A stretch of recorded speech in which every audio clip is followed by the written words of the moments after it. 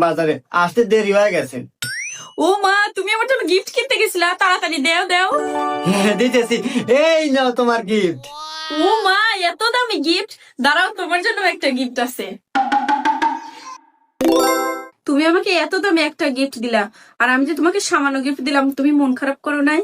আরে না, কেন মন খারাপ করব? এই সামান্য গিফট আমার কাছে অনেক বেশি, আর আমিও তো খুব একটা দামি গিফট দেই নাই।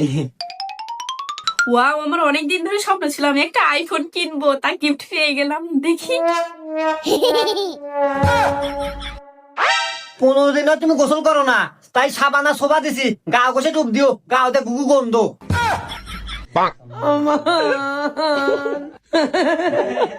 জিমে তুম যা।